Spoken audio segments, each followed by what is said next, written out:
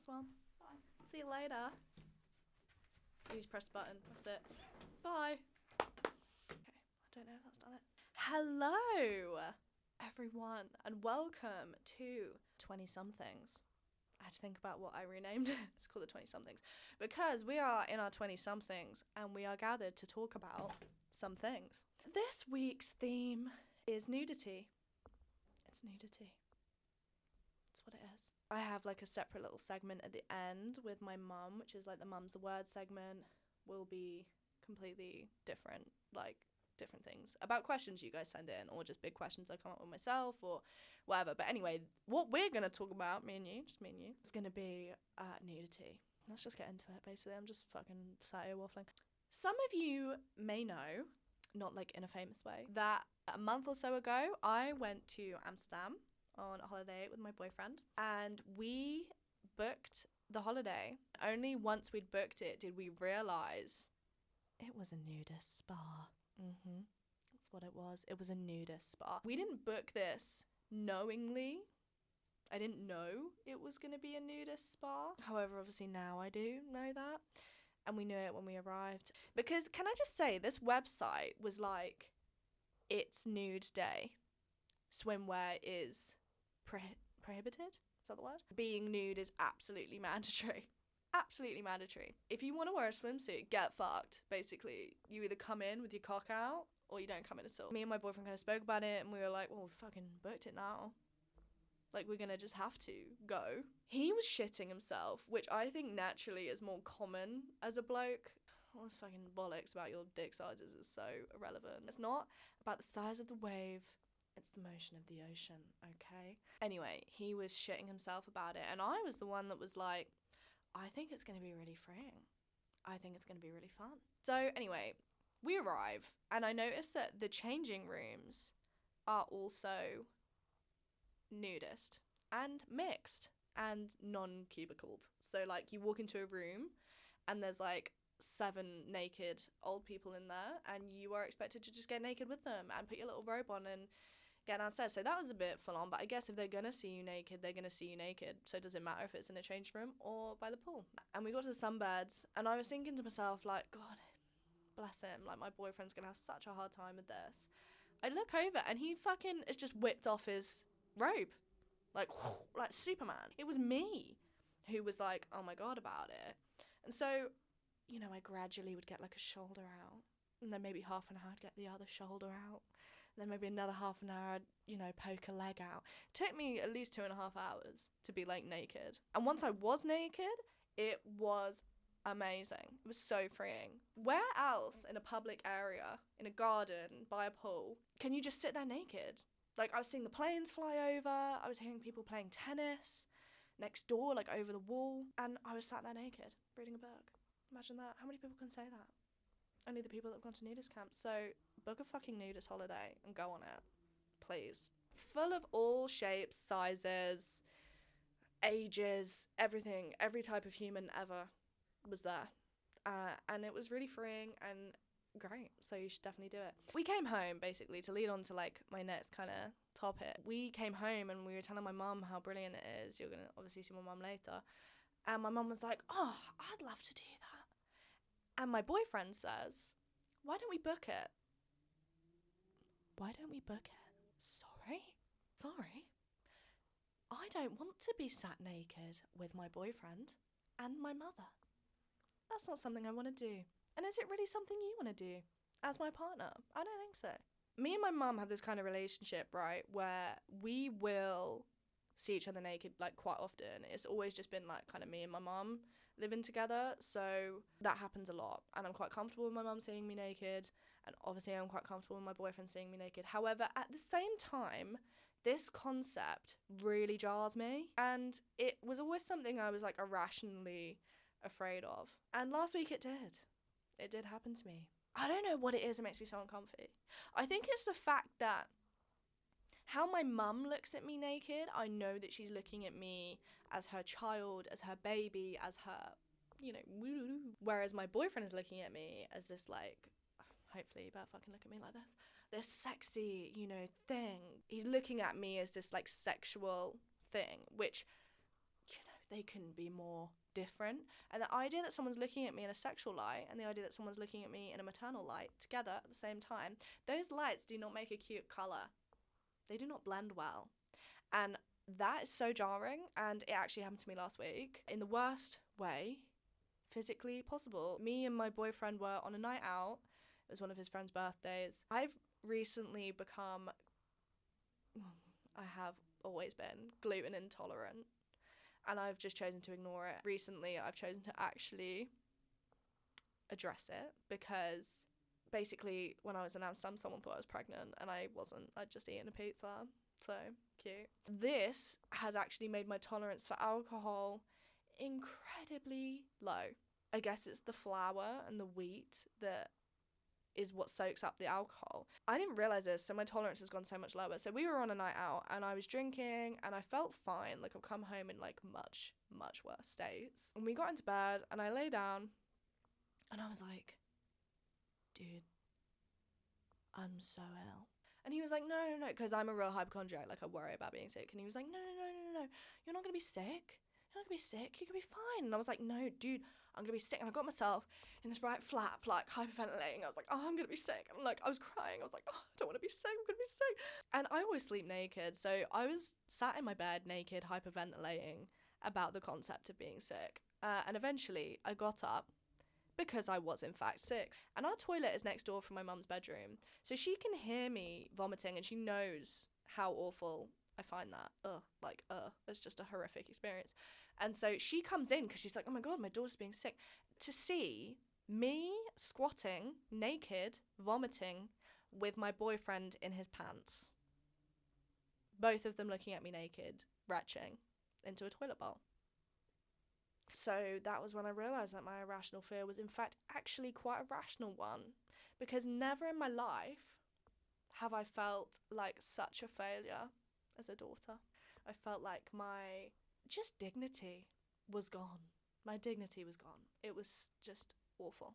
So don't recommend, basically. If you're living with your parents and you're dating and you're naked, don't leave the room ever again. Just stay there until you die. And I was also going to talk about the fact that, like, you know, nakedness, do you think about it a lot? I think about it a lot. You know how there's this big thing on TikTok right now about asking men how often they think of the Roman Empire? It's basically like this big thing on TikTok where like people are going around asking men, when was the last time you thought about the Roman Empire? How often do you think about the Roman Empire? All of them will be like, last week. Like, I've tried it. It's fucking mental. Why are you thinking about the Roman Empire? What is so interesting about it? I'm sure there is. I'm just uneducated. But why? Someone please share with me, because it sounds really fucking boring. And if they say like, oh, you think about it every day, it means that they're feeling unsuccessful. They are trying to grab some sort of control in their lives. I don't know if it's just psychobabble bullshit, but that's what they say. My Roman Empire is the Kim Kardashian sex tape. I think about it all the time. All the time. She is the most famous woman ever. Name one person that's more famous in our current culture than Miss Kim Kardashian. And yet, a simple Google search and you can see her getting railed. Isn't that fucking mental? You know, there's people like Pamela Anderson and like all these sex tapes that got leaked, nudes that got leaked, that have like ruined people's careers and their reputations. And yet, we're sat there with Kim Kardashian fucking being eaten out, sucking dick, getting fucked. You know how it is. I'm sure you've seen it. If you haven't, you very easily could. And she chose not only to not let this affect her reputation, but to build an entire fucking empire on it. Like, keeping up with the Kardashians, clothing lines, modelling, she's a fucking lawyer now from a sex tape. Like, don't get me wrong, I know she was friends with Paris Hilton, and, you know, her dad was Rob Kardashian, O.J. Simpson's defense lawyer in court, all of this, you know. She had the little seeds. She had the potential to grow into what she is, but she watered that bitch, and she fucking got her shit done. Do you know what I mean? That's my Roman Empire. The most famous, successful, richest woman ever is prophetizing off a fucking sex tape, off getting railed. Not only has she done it for herself, she's done it for her entire family. Have you heard that saying, the devil works hard, but Kris Jenner works harder? Facts. Fucking facts. And it's really changed my view on sex tapes and nudity.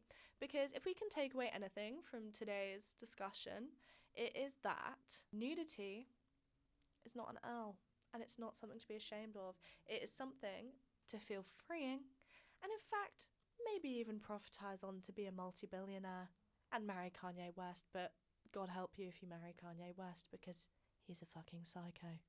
Yeah, we all need to just take a little lesson out of Kim Kardashian's book, man. Let's get ourselves out there. Let's get ourselves famous. Let's get our fucking family and friends and kids and surrogates famous. Let's do it. From a sex tape, from nudity. I kind of learnt from these naked situations that, it's actually not as bad as you think.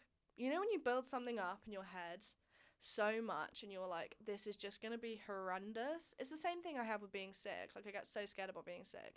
And then once I do it, I feel better. And I feel better about myself that I conquered it. Conquer your nudity appropriately. I also don't want people to listen to this fucking podcast and then just start stripping off in public places and get arrested for public indecency. Like, keep your fucking clothes on in public places. Only get naked if it's appropriate to do so and you're around people that are okay with you doing that. Please. Please. Please. Otherwise, this is going to cause some real issues. I'm now going to lead on to the Mum's the Word segment. My mother, be nice to her because she's an icon. And yeah, hope you enjoy it. So this is the Mum's the Word segment. Hello, Mother. Hello, daughter. Would you like to introduce yourself? Who are you? What do you do with your life? Hobbies, fun interests, etc., etc. So I am Fiona. I am Ava's mum. I work in a GP surgery part-time as a practice manager. I like being outside, gardening, dog walking, all the things that you really don't enjoy is what I like, really. And cooking. Real mum hobbies stuff. there. Yeah. Not to be sexist, women belong in the kitchen, but, being outside, gardening. I do like being in the kitchen and I do like being in the garden, so yeah, I'm fine. In this segment, which we're going to do as and when, really. I was going to say every week, but I don't know if Mum would bother to come in every week. But yes. Yeah. We'll do it when we get questions. So you lot will send in your questions or advice, or I will come up with questions for you. So should we just get on with it? Yep. Yeah. The first question that we are going to talk about today, which we were sent in, is how do you personally get over somebody post-breakup, especially if it's a toxic relationship? So that's a very multi-layered question, isn't it? So I've read things about heartbreak and getting over heartbreak before, and there were 3 things that somebody said that would be really useful to get over heartbreak. The first was to sleep and look after yourself, care for yourself. I thought you were going to say sleep with someone else. No, that was Mae West. No, not that. Sleep and look after yourself, because you'll be emotionally run down and tired and exhausted and in pain. So you really need a bit of self-love and a bit of self-care, I think. The second thing was actually, when you are heartbroken, genuinely heartbroken, your heart actually physically hurts. I'm so glad you mentioned that, because that's something that I have felt. And me being a massive hypochondriac, thought I was dying. And drama queen. Rude. I thought that wasn't a thing. That's actually related to your brain. No, it's actually a thing. Your heart actually physically aches. So they do say you should take paracetamol to help with the literal physical pain that you're feeling, which I sort of thought, wow, that's interesting. But it does make sense, I suppose. Have you taken paracetamol? Well, no, because, this is new knowledge for me, really. But I think, when you're stressed and anxious, you get headaches, don't you, because you're stressed and anxious. So you take paracetamol or aspirin or whatever to help with that sort of physical pain. So I guess heartbreak is a similar kind of thing. So there's that. And the last thing, which is my favourite thing, is that actually you need to raise your endorphins level, and the best, most effective way to raise your endorphin level and feeling of love is to play with kittens or puppies. So advice for adults when they have younger children that are getting over heartbreak is to get them a kitten or a puppy, because you end up feeling love and they engender such love and emotion in you that it does help you think of something positive and lovely rather than your negativity and pain that you're experiencing. And if you didn't want to buy a kitten, which most people don't, I wouldn't. Well, I think after this, I'm going to ask you about the kitten that we actually bought. No, let's not. There is a cat cafe in Norwich, apparently. Where Is there? Yeah, it's quite a new thing, and you can go in and you can sit and be with cats, and so you could get your kicks that way rather than actually owning it. Get your kicks. Okay. I mean, that was actually quite a scientific Very scientific response. I mean, arguably a factual response, you know. Yep.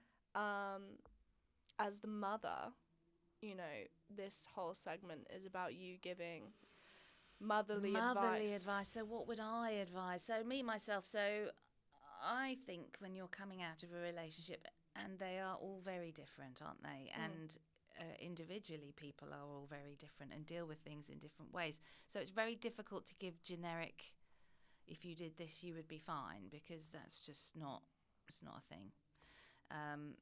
But I would say when you're in a relationship, and when you're in a relationship for a very long time, you go from being your own person with your own ideas and doing the things that you want to do because you've chosen to do them, to compromise and consider another person. That's all part of being in a relationship, isn't it? They don't work unless you are part of a pair and you consider that other person. So when you break up with somebody, it's not just you're breaking up with that person, you're actually having to readjust back to yourself and what do you like to do? How do you like to spend your time? What sort of films would you like to watch? When do you want to go out? What would you like to drink? What do you like to eat? What books do you like to read? Which friends would you like to see? Who are you as a person? Who are you? Who are you? Because you've had to alter yourself to a certain degree to accommodate somebody else. Wow. So you'd say then that you think a relationship as a partnership is also to do with, you know, accommodating that person, compromise, like altering yourself to fit someone else's box. Well, there has to be a certain amount of compromise, doesn't there? You can't have what you want. That's a very unhealthy relationship, actually, if you're getting what you want and you're doing what you want all the time and your partner's just, oh, yeah, okay. Well, what if you were with somebody because it clarified, you know, toxic relationships? So what if you were with somebody and you felt like they were just getting everything that they wanted and you weren't getting what you needed? Well, that's a very unhealthy place to be, isn't it? These things never happen overnight, do they? You don't meet somebody and they instantly become a controlling person on you. It's usually by stealth. Before you realise what's happened to you, you've usually been alienated from your friends. Your morale has been very gradually eroded. So you no longer feel like the person that you were probably when you met that person. So when those sorts of relationships end, and thank goodness that they do end, they're probably very difficult to come back from because you have lost even more of yourself than you would in a an equitable relationship where you've had somebody who loves you but hasn't tried to control you necessarily. So they are different types of things, aren't they? Wow.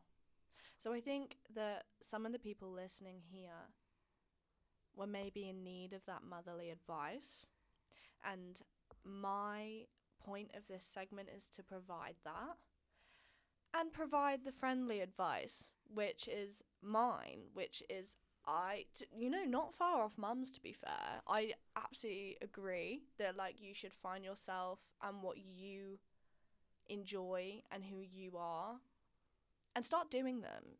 You know, I've found that the times that I've been in a relationship have been the times where, you know, I might not sacrificed, but I might have accommodated my time a little more to fit in with what they're doing and their time. And, you know, I read less books, or I watch less of my TV shows, or I don't have a bath with a face mask. And, you know, those things, I don't have time for these things as much anymore. So start doing them. And absolutely, to get over someone, get under someone else. Mae West. Mm.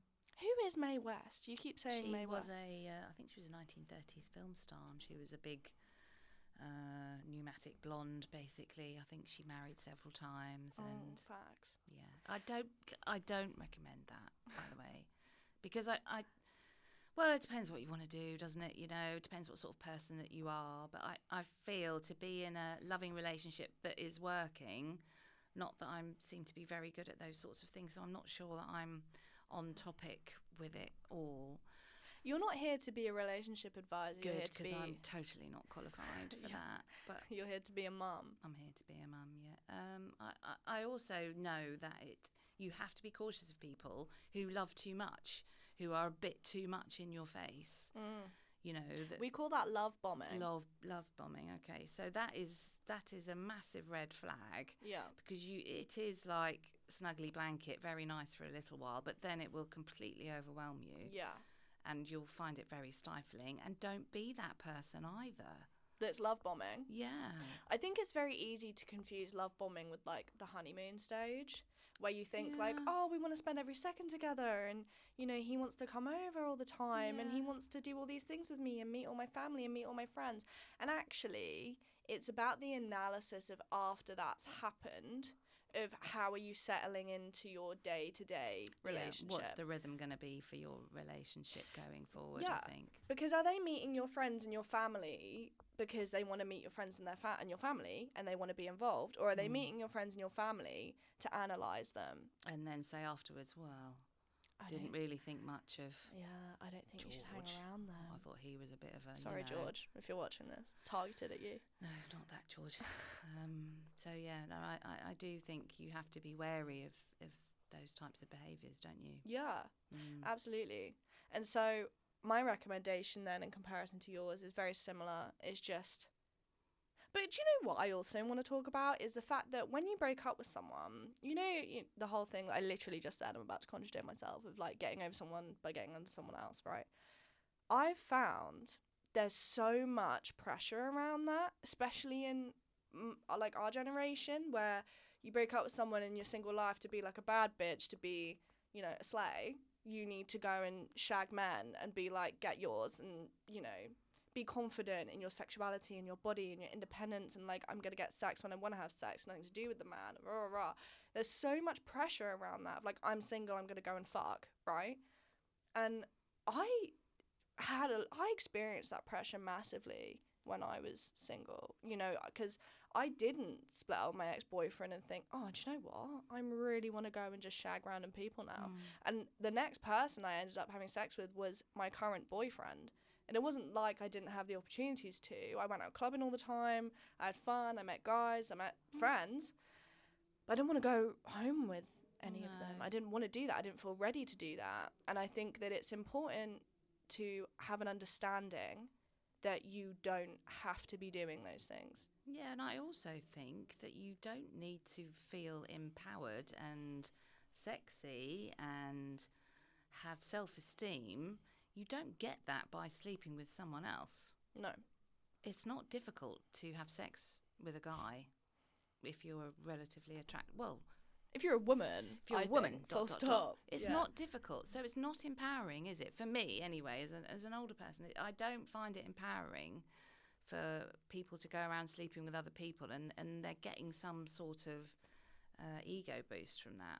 I find that a bit odd, because it's not a difficult thing. It's like saying, I don't know, if I eat cheese, that makes me like really brainy. Well, you know, it's not difficult to eat cheese. So no, I do think that it's definitely important to have some sort of understanding of, you know, we're in a day and age now where women can have sex casually, and that is completely okay, and that is completely fine, and you should do what you want to do. You do you, absolutely. But you should find self-respect and confidence in yourself. And there are a lot of sex toys available, ladies. Dude. You don't have to. You don't need a man to have a lovely time, you know. My mum is one of these women where you're like put off dating forever, aren't you? I find it difficult. Yeah, I do find it difficult. So, you know, you don't have to take my advice. I haven't got it right, have I? But what I do know from the couples that I do know that are happy, and they've been happy for a very long time, they are as much fun independently as they are together as a couple. Yeah. So they go out, they do their own things, they see their friends, you know, they're fun and entertaining individually, but also when they come together and they entertain as a couple, they're also very respectful of each other. And I don't know, for me, I think when people get in relationships, myself included, it becomes too insular, and you forget that you forget too much of yourself. You don't give yourself enough time and effort and energy to maintain those things that you like and you enjoy that maybe your partner doesn't. You should still do those things. Yeah. Well, you had a life before you met them. Exactly. So your life now doesn't need to be them and only them. No, and you shouldn't be made to feel guilty if you're saying, well, no, I don't want to do that on Wednesday. I need to see the girls, and I need to go to Clubbercise, or I need to go out for a meal with so-and-so because I've not seen them for a while. You need those things still in your life, I think, and that breeds interest, self-esteem, because you're not basing all of your moods and all of your conversations and all of your discussions with your partner. You've still got outside influences to grow and develop. I think you need those things. So, there we go. I feel I've said too much. Do you? Well, possibly. Well, that's why we edit. We can cut things out if you This don't is like true. them. Yeah. I think you've said good things on it, personally. I think we could talk about it all day. Okay, yep. And we can, if you'd like us to. We can bring you back and talk about them again.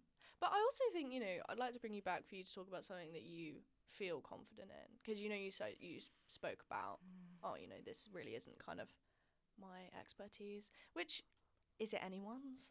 It's not, but sometimes just by saying things that you know aren't right, sometimes they can help distill things, can't they, into things that you ought to be doing, maybe. Okay. So my other question for you, which I'd like to talk about, is the concept of this came from, right? I was sat listening to a group of people a while ago. I don't really want to clarify, just no, it's okay. in case. And someone was saying, you know, like procrastination is massive for me, and I find myself getting bored so easily in day-to-day life. And so many people, I was thinking like, oh, okay. And so many people sat there and went, yeah, I agree. And that surprised me that no one disagreed, because I disagree. And that's not me saying, you know, I'm really interested. Yeah, I'm so interesting, and I've got all my shit together. My life's just like amazing. Yeah, I'm just on it. And no, by no means do I have my shit together. However, I don't feel bored very often. I don't know if that is because I'm an only child and I've been used to my own company. Maybe. But I mean, you were always on my back, so not in a bad way. Not really. No, not in a bad way. I just mean, like, if I came to you and as a kid and I was like, can you come and play with me?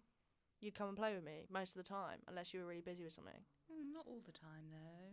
So but I don't know. Yeah. Maybe that's an element of it. I'm an only child, so I'm used to my own company. You read as well. I read. But, you know, I think... You sleep. I sleep a fair amount. A lot of something I never outgrew from my teenage years. But... You know, I often think back to, like, your generation, when I keep saying your generation like you're really old. That's not what I'm trying to do. But when you were our age, or even younger, let's say, because you were living at home, right? What did you do with your time? I do say to you, don't I, that I had quite a boring life as Childhood. as a child growing up. So I came from a very happily married parents. Yawn. So Yeah. boring. So they were really happy with each other. Oh, how dare they? Annoying. My brother was out a lot because he was sort of 5 years older than me. Yeah. My dad kind of was the stay at home, which was unusual back in the day. My mum worked like full time, and my dad was. I'm so sorry. My dad was the one who picked me up from school and looked after me, pretty much. But he was always in the garage doing things with model aeroplanes. So I was left to my own devices for quite a while, and I think I spent a considerable amount of time trying to think of things to do because I probably was a bit bored. Because back in the day, there were 3 television channels. Wow. The children's programs were on from I don't know, 3:30 till the news came on at 6. After school time. After school time. Yeah. But the rest of the time it was nothing. There was literally nothing. Didn't have videos, didn't have DVDs, didn't have anything. So it was literally nothing. But I also feel that it made you create some imagination and some thought into how to spend your time, because there was so little distraction. You had to sort of create your own and learn to be by yourself and learn how to amuse yourself, really. Yeah. And I think at the moment, currently, I don't like it when people say, oh, everyone's on their iPhones all the time and the kids are on their iPads all the time. Certainly there is some truth to that, but it's not every child and it's not every parent that does that. No, I think a lot of people see it as like an easy way out of parenting. Like, just stick a tablet in front of them and they'll just get on with it. It partly is, isn't it? But I would like to think not everybody is like that. And I do think people need to learn how to be with themselves. And part of the reason, possibly, that there's a lot of anxiety and depression and things going on for your generation, flip that back to you, is that maybe you feel that you ought to be stimulated all the time and you ought to be interested all the time. Absolutely. And you have to maybe think slightly differently and accept, because acceptance is a really difficult thing. It doesn't mean everything is okay. It just means that you acknowledge and you recognise that it's a part of life, that you need some downtime. Well, I think that's why mindfulness has become... Ava. Right. We're going to be talking about this for the next 5 to 7 business days now. As I was saying, you're not to talk about this for half an hour, Mum. I won't. Small, I'm limiting it to bite-sized pieces. Yeah. Yeah. Mindfulness, I think, is, super popular in like the youth now. Because like you said, we're constantly trying to occupy ourselves, and actually it is really important to take a step back and, just do nothing. And, that's not unproductive. I think a lot of people think that is unproductive a word? Yeah. I think a lot of people think, if you do nothing, it's unproductive. And actually, I don't think it is unproductive, because it's productive for your health and for your headspace and to just chill out. And obviously, if you're doing it all the time, that's not productive. Even your phones need a recharge, guys. Wow, that is quotable. Even your phones need a recharge. How about that? It's true, though. It is true. And I think people are put off mindfulness and meditation. I am a fan. Because they think mindfulness and meditation, I need to empty my mind. I need to empty my mind and sit there and be all zen. It's not what it's about. What it is about is giving yourself, use your phone, set 10 minutes, 15 minutes, sit there and just listen to your breathing in and out, because it is proven that your brain cannot race along lots of different thoughts and take you down lots of different rabbit holes if you are actually consciously listening to your breath come in and out of your body. You can't do both things at once. Your brain can't do it. But even if you do end up thinking about something, you need to become an observer and think, that's come up. Why am I thinking about that? Go back to your breath, see what else pops up, and you'll think, why's that come up? But it's not about emptying your mind and being able not to listen to those thoughts. The difference is that you're acknowledging and accepting those thoughts, and thinking about them, and just giving yourself 15 minutes just to allow yourself to do that. And it's really good practice. And science. Women in STEM. They do. There have been MRIs done on the brain. People who have suffered from anxiety and stress. They've done an MRI on their brain when they're having an episode.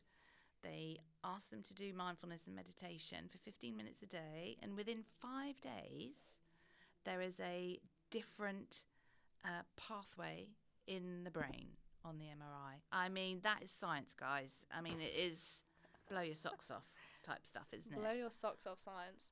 Yeah, no, absolutely. But I want to just circle back. Sorry, yes, I've gone off on one.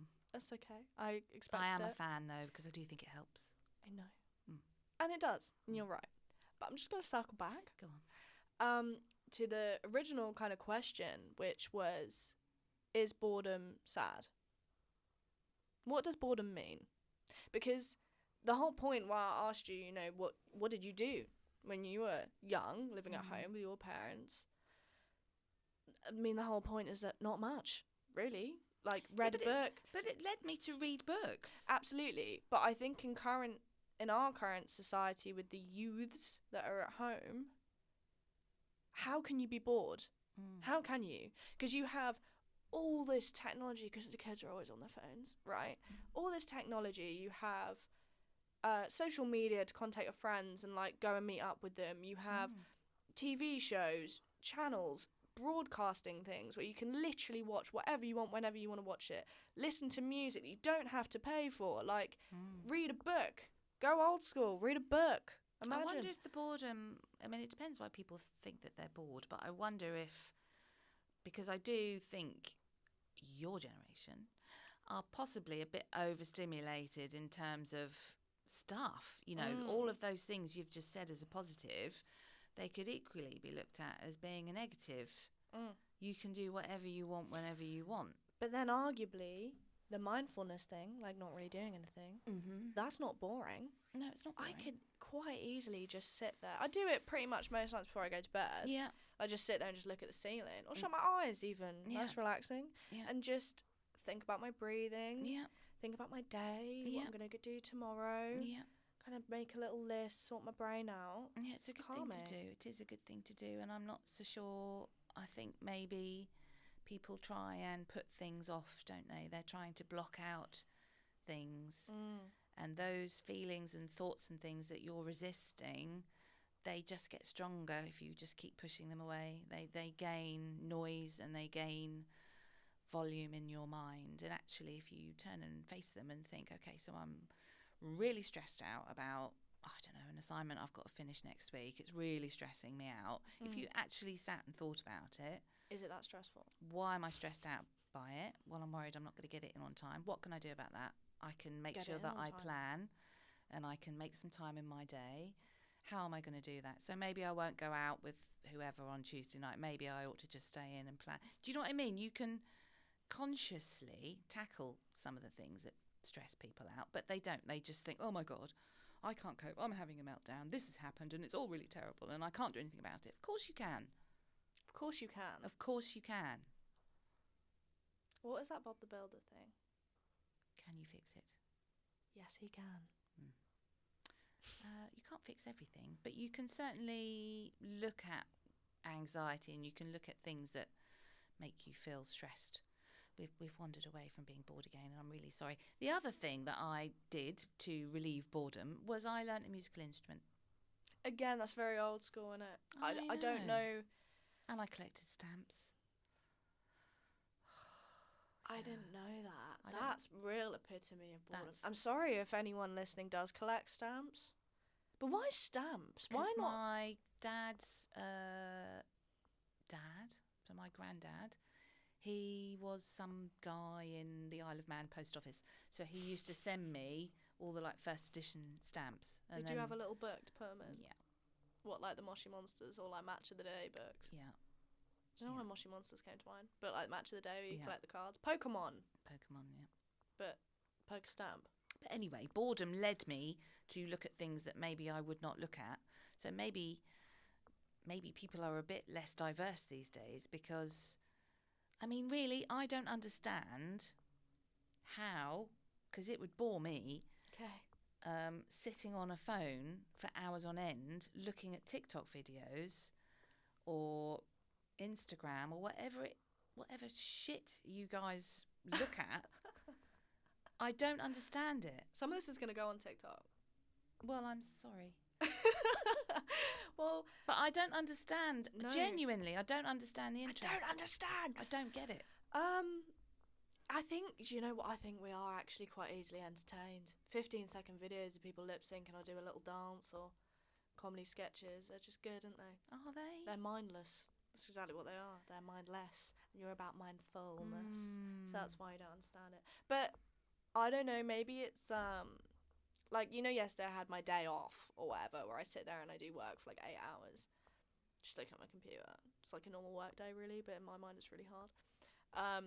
But for my course, like, it's really difficult. I read some really challenging articles, pieces of writing that are really difficult to understand because they're written hundreds of years ago, or they're just really complex ideas that are difficult to get. So I don't want to then go upstairs and read a book. I want to do something mindless because I've used my mind all day. Yeah, but then you choose to go back on a screen. No, I print out my articles. I read them in paper. But you'd be better to do something else, wouldn't you? Go for a walk, get some nature, get some air, go for a swim, play some badminton, make some food, you know. Cooking is not mindless. Cooking is really stressful. It's not if you follow a I can't recipe even or do talk something. to anyone when I do it. Like, I told you to go away. If I'm cooking, I'm cooking. Like, nobody can talk to me. Even if you're, like, trying to help me, I find it stressful. Because then I don't know what I'm doing and what you're doing and what's been done and what hasn't been done and what's had a timer put on and how long that needs to be in. You just need to chill out a little bit. It's just stressful. It's just practice, isn't it? But yeah, no, I think that people who spend too much time doing the scrolling thing, do you know you just fall in it.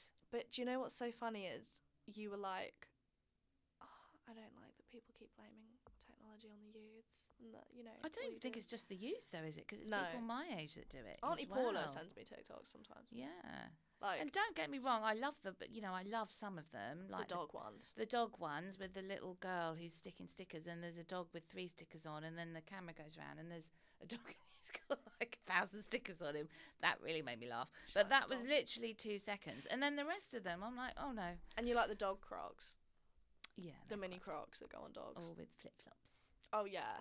Oh, what was that one where it's like the one with the dog in the jeans? Oh, that girl in the jeans. Yeah, there are some good ones, but I'm not prepared to sit there. I don't have TikTok. I will never have TikTok. Yeah. Instagram.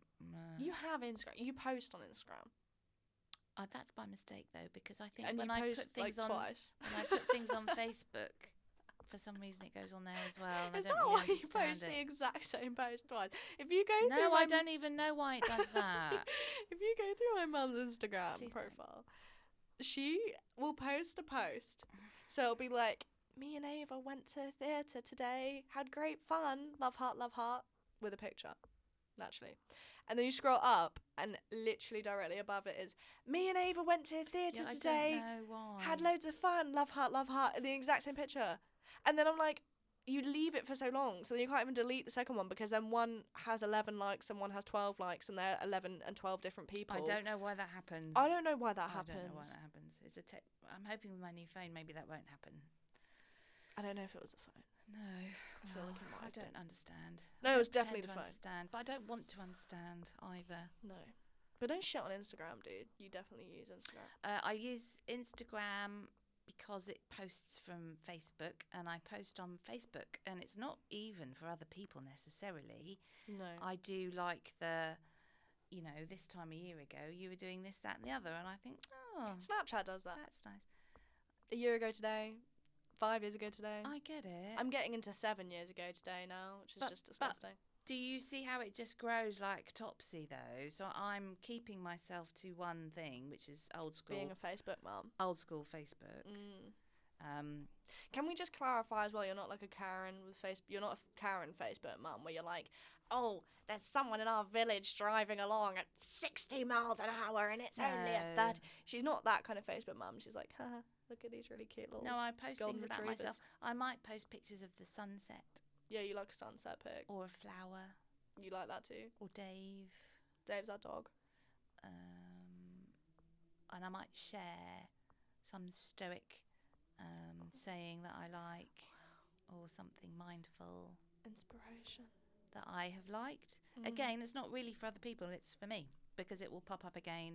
Do you ever then, because if it's for you, do you ever then get people like or comment on stuff and you're like, yeah, I do, but oh, I didn't even realise that they followed me, or like, I don't want them seeing that. I'm not bothered. Wow. It's not within my control, all of that sort of stuff. It's for me, and I don't post anything offensive. Well, no, I'm just thinking about that. So. No, I don't post anything offensive. You post some kind of sometimes slightly passive aggressive stuff, where it'll be like, let's say somebody's called you something, like, what have you been called in the past? Someone's called you something like unself-aware or something. I don't think anyone's called you that, but someone calls you unself-aware. She'll post like a zodiac thing or something and be like, Leos are really self-aware and really thoughtful. And it'll be like a little low-key dig that nobody else understands other than you and that probably that person and myself, because I've heard about it. But that's not offensive. Is that offensive? No. Who doesn't do that? I'm trying to be a better person than that, though. Yeah, I think you've only done it a couple of times, and I think they were absolutely warranted, so they were warranted. I think we both know they were warranted. Yeah. Get into that another day. It's another day, another episode. Maybe. Maybe not. Maybe just never an episode. Maybe never. Do you have anything else you want to say? No, I don't think so. I think I've, well, I doubt if I've helped anybody, but I've certainly given my point of view. POV. POV. Okay. Well, thank you for being on 20-somethings. Thank you for having me. See you again. See you again. See you again. See you again. See you later. Bye. Bye. Bye. No, you don't need to do the clap. You're just clapping yourself. Who does that? I don't know. Who does do that? So, that was this week's podcast. I hope you enjoyed it. I look forward to recording some more. You can hear the wind in the background, which is really annoying. It's Rob Brydon's impression of Mick Jagger.